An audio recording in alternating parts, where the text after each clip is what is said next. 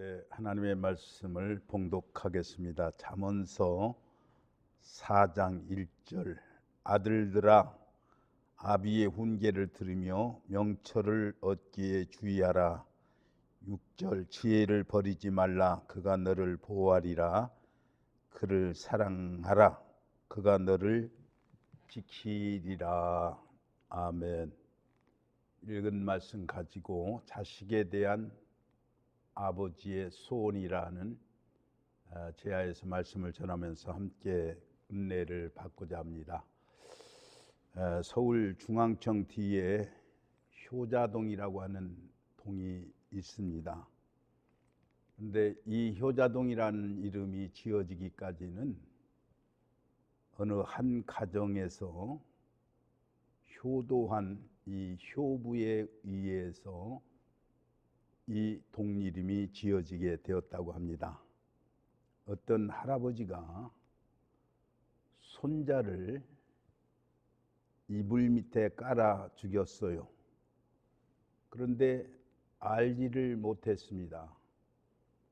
이 아이의 어머니가 할아버지가 그 형편을 알게 되면, 사실을 알게 된다고 한다면 얼마나 마음이 아플까. 그래서 남편에게 아이를 데려다 놓고 자초지종을 얘기를 했습니다. 이 소리를 들은 남편은 이 불효자식아, 할아버지의 마음을 그토록 내가 아프게 만들다니 하면서 그 아이의 뺨을 호되게 때렸습니다. 그랬더니 이 죽은 아이가 살아나게 된 거예요.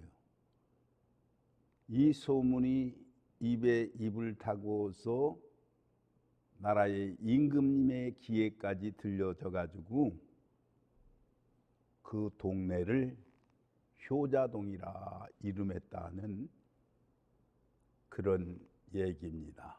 사실 우리 조상들은 이렇게 자기 부모를 공경하면서 섬겼어요. 지금은 시대가 1가구에 1주택에 대식구가 사는 그런 시대가 아니기 때문에 사실감이 안 생기는 얘기지만은, 그러나 자식들에 대한 부모의 기대는 세월이 흐름과 상관없이 효하기를 기대하고, 또 부모의 입장에서는 그 아버지의 간절한 명령, 그 소원을 자식들이 들어주기를 원한다는 것, 우리는 여기서 생각해야 되겠습니다. 그래서 본문 내용을 보면은 지혜의 사람이 되라. 그러니까 아버지와 아들 관계를 끊임없이 좋은 관계를 유지하고 복을 누려야 된다. 그렇게 권면과 충고를 아끼지 않고 있는 것을 보게 됩니다. 여러분, 세월이 변해서 우리가 옛날같이 그렇게 대가족적 생활을 하지 않는다 할지라도 인생 여정 가운데에서 부모를 섬기는 마음은 조금도 변치 않아야 된다 하는 것을 여러분들이 지금도 마음에 두어야 되는 것입니다. 그런데 이 부모를 섬길 때에도 왜 부모를 섬기느냐는 목적이 있어야 된다는 말입니다. 누구를 위해서 효를 하느냐? 부모님을 위해서 효하느냐? 나를 위함이냐? 어떤 굉장한 일이라 할지라도 목적이 자기 자신의 필요를 위해서 하게 된다면 그것은 선행으로 인정될 수 없는 것이 되는 것입니다. 그래서 많은 구제를 했다 하더라도 그 구제한 것이 자기 명예를 위해서 한 것이라고 한다면 결국 나 자신을 위한 것이기 때문에 그것이 별 의미를 부여하지 못하게 된다는 말입니다. 내가 복받기 위해서, 내가 잘되기 위해서, 내 사업의 번창을 위해서 효도를 한다고 한다면 이거는 않는 것보다는 낫지만은 타락된 효도가 되는 거예요. 그래서 효는 첫째 그 방법이 문제입니다. 그런데 사람들이 효하는 걸 보면 살아계실 때는 소홀히 하다가 돌아가신 다음에 그저 극성스럽게 야단을 떨고 세상에 없는 것 다 동원해서 섬기는 것 같이 그렇게 보이는 경우가 있는데 이것은 고약한 심리예요. 근데 거기에는 무엇이 숨어 있느냐 하면 돌아가신 부모에게, 돌아간 귀신에게 우리가 잘해야 복을 받는다라고 하는 이런 잘못된 그런 이제 효도관 때문에 별별 것을 다 차려놓고 또 개어놓고 이렇게 수선을 떨고 있는 것도 보게 됩니다. 18세기 영국의 유명한 문필가 사무엘 존슨이라는 사람이 있었는데 이 사람이 몹시 가난했다고 합니다. 그래서 이 사람이 잘 살기를 원해가지고 결국은 유명한 사람이 되어서 살만하게 되다 보니까 많은 사람이 존경하는 인물이 되었습니다. 그런데 어느 날 비가 억수같이 쏟아지는데 시장 한 복판에서 비를 맞으면서 허술한 옷을 입은 채 하루 종일 동안 시장 거리에서 서성거리는 거예요. 그래서 사람들이 웬일인가 가서 물어봤더니 이 사무엘 존슨이 대답하기를 내가 어렸을 때에 바로 이 근방에서 아버지와 같이 일을 했는데 아버지가 세상 떠나기 전에 내가 얼마나 불효를 했는지 한두 가지가 아니라서 내 마음이 견딜 수가 없는 그런 마음이 돼가지고 무덤 앞에 가서 꿇어 엎드려 통곡을 해도 시원치 않아서 옛날 아버지에게 실수했던 이 자리에서 내가 벌을 받고 있는 것이다. 그렇게 얘기하더랍니다. 여러분 어떻게 효도하는 것이 효일까요? 지난 일을 떠올리면서 묘비 앞에 정말 제사상을 크게 차려놓고 거기에서 절을 여러 번 올린다고 해서 그것이 효도가 되는 것은 아니에요.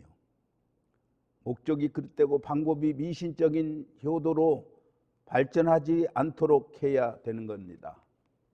이 효도라고 하는 것은 모름지기 부모의 뜻을 높이고 내가 그 부모된 자녀로서의 긍지를 삼고 부모의 소원이 무엇인가 알고 그 뜻을 우러르고 따르는 데 있다고 생각해야 되는 것입니다. 좋은 유산을 많이 물려주면은 훌륭한 부모이고 그렇지 못하면 부모가 잘못된 것인가? 아니에요. 내가 이 세상에 존재한다는 것, 부모가 낳아주어서 내가 있다는 거기에서부터 출발해야 되는 것입니다. 그래서 내 생의 고마움을 알고 생 자체를 감사로 받아들이는 것이 효자라는 것을 알아야 되는 것입니다. 우리는 어느 순간에라도 우리의 삶에 대해서 푸념한다든지 특별히 부모가 계신데 내가 못마땅해서 이 세상을 떠난다든지 하는 이런 극단적 선택을 하는 것은 최고의 악이라는 것을 우리는 알아야 되는 것입니다. 오늘 우리는 무한대한 지식, 무한대한 부모가 자식에 대한 사랑에 대한 그런 원리를 깨닫는 그런 차원에서 어떻게 하면 내가 보답 차원에서 삶을 잘 살 수 있을 것인가를 생각해야 된다는 말입니다. 부모의 그 사랑이라고 하는 것은 육체적 성향이 많아가지고 우리는 자칫 잘못하다가는 이게 질투로 발전해 간다는 것으로 오해할 수가 있어요. 여러분, 형제의 사랑이라는 것도 경쟁심이 있어서 같은 형제지만 이 사랑에 대한 그런 이제 질투가 일어나게 됩니다. 저는 두 아들밖에 없는데 어떤 때는 큰 아들을 부르려다가 이제 둘째 아들을 이름 부르게 되면 큰 아들이 뭐라고 하는 거예요? 아버지는 항상 작은 아들에만 관심도 가지고 나를 부른다는 게 둘째 아들 이름을 부른다라고 이렇게 핀잔하는 소리를 듣습니다. 여러분, 친구의 사랑도 배신으로 끝나는 때가 많아요. 그 외에도 많은 사람이 사랑한다고 하지만은 배신으로 끝나서 너무 기분 나빠가지고 세상을 떠나기도 합니다. 그러나 부모와 자식의 사랑만은 영원히 순수하다는 것, 누구를 더 사랑하는 마음도 근본으로 누구에게 치우치는 그런 경우도 없이 부모는 한결같은 마음으로 자식을 대하고 있다는 것을 우리는 생각해야 되는 것입니다. 여기에는 조건이 없습니다. 이 사랑이야말로 사람이 지닌 최고의 사랑임을 우리는 알아야 되는 것입니다. 하나님께서 우리 인간을 사랑하실 때에도 최고의 그런 지혜를 동원하셔서 인간이 알아들을 수 있는 상징적 용어를 동원하셔가지고 우리 인간을 사랑하신다는 표를 나타냈는데 그게 유명한 탕자의 비유입니다. 아버지의 것을 미리 다 받아가지고 제목 받아가지고 탕진해서 이제는 더 이상 살 길도 없고 더 이상 어디에 머무를 것도 없어서 아버지 앞에 돌아왔을 때 아버지는 입혀주고 그 아들을 품꾼으로 받아들이는 것이 아니라 긍휼히 여겨서 있는 큰 아들보다도 더 긍휼히 여겨지는 것이 그것이 아버지이자 하나님의 마음이다라고 하는 사실 설명을 우리에게 해 준 것입니다.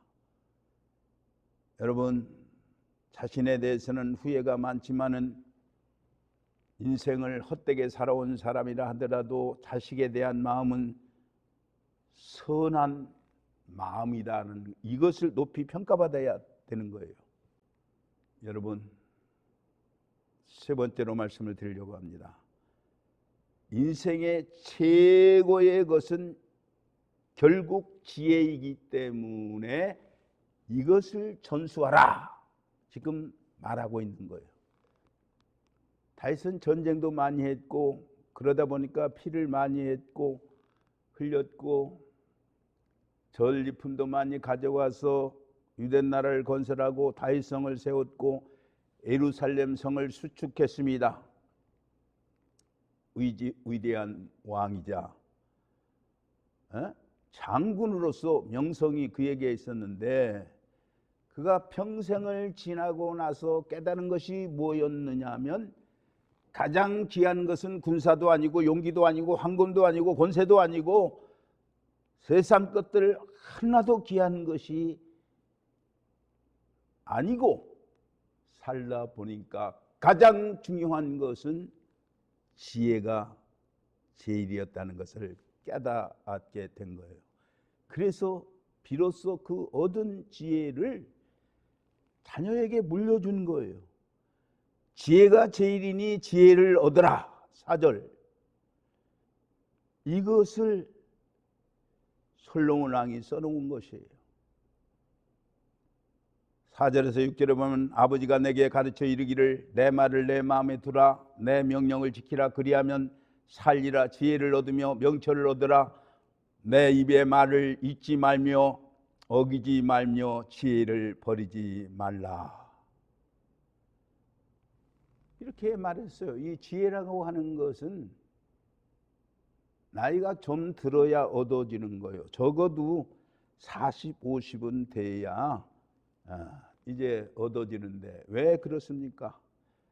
지혜라고 하는 것은 많은 경험과 실패, 환난, 배신, 온갖 이런 것을 겪고 난 후에 얻어지는 것이기 때문에 그러한 겁니다.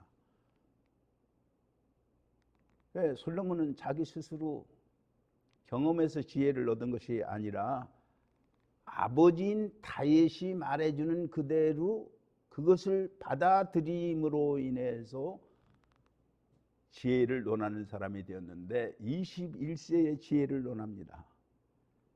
그래서 왕이 되어서 하나님께 기도할 때에 내가 내게 무엇을 주랴 했을 때 솔로몬은 아버지에게서 들었던 그 교훈을 따라서 내게 부도 영화도 아니고 지혜를 주어서 이 백성을 잘 다스리게 해달라는 그런 간청을 냈을 때 하나님께서 기특하게 여겨서 부귀 영화까지 덤으로 주신 거예요.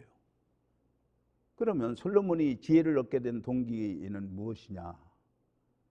지금 말씀드린 대로 아버지의 훈계를 들었기 때문에 그러한 거예요. 그래서 지혜왕이 되었습니다. 그는 40년 동안 전쟁 없이 나라를 다스렸습니다. 여러분, 지혜라고 하는 것은 물질적인 것도 아니고 세상적인 것이 아니고 현세적인 것이 아니고 미래적인 것이 이 지혜인 것입니다. 그리고 인간적인 것이 아니라 하나님께로부터 오는 큰 선물입니다. 여러분, 지혜로워야 합니다. 돈이 없어서 못하는 것이 아니라, 지혜가 없어서 못 삽니다. 병들어 불행한 것이 아니라 지혜가 없어서 불행한 거예요. 신령한 지혜를 얻어야 하겠습니다. 그런데 이 지혜는 구하는 자에게 주시는 하나님의 선물이라. 지혜가 제 이름을 깨닫고 간절히 찾는 그 자에게 하나님께서 선물로 주는 것이기 때문에 오늘날 월계관이나 메달, 금메달 이런 것보다 훨씬 더 좋은 것입니다. 솔로몬은 이렇게 지혜를 아버지께로부터 물려받았어요. 여러분 생각해 보십시오. 어떤 아버지가 술로 망했습니다. 자식에게 유언을 합니다. 너 술을 입에 대지도 말라. 다른 건 몰라도 그것 하나면 지켜줬으면 참 가문이 빛나겠다 유언을 했는데 아들은 생각이 어떻습니까? 부전자전이니까 아버지 술 마셨으니까 나도 술 마셔봐야 되겠다.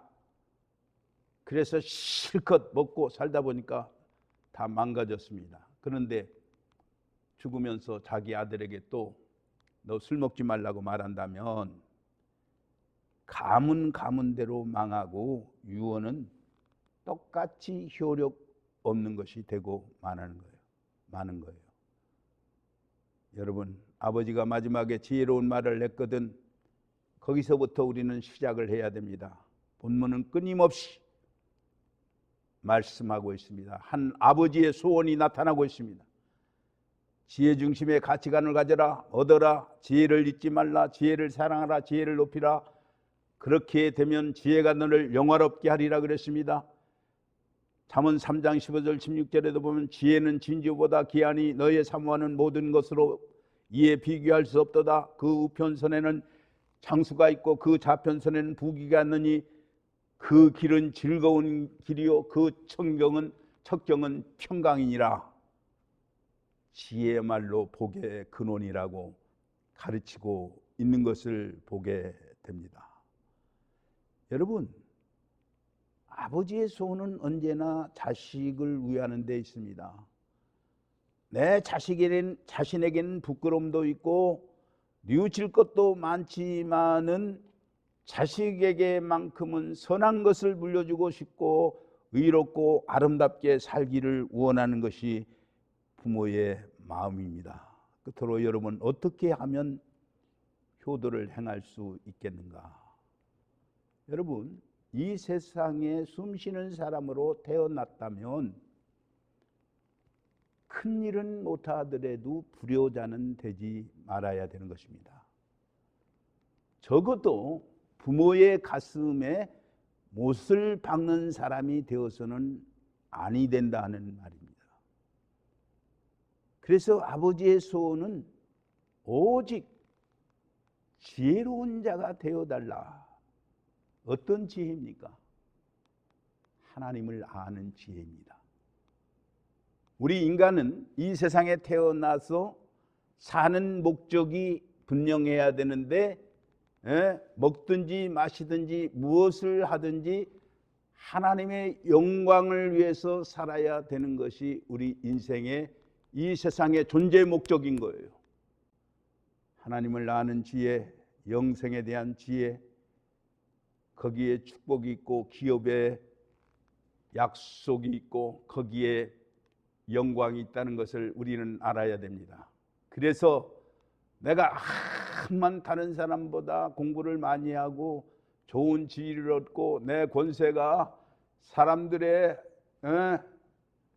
생명을 좌지우지하는 그런 판결의 힘이 내게 있다 하더라도 하나님 앞에서 우리가 영원한 영광을 바라보고 살지 못한다고 한다면 그것은 지극히 한정적이고 그것은 지극히 인간적인 성공에 불과하다는 것을 알고 오늘도 하나님의 사랑과 은혜를 내 마음속에 간직하면서 이 세상에서 그래도 가장 권세가 있고 영광이 있고 아들을 지혜롭게 키운 이 다윗 왕이 교훈한 바를 솔로몬이 지금 우리에게 명하기를 지혜로운 자가 되라.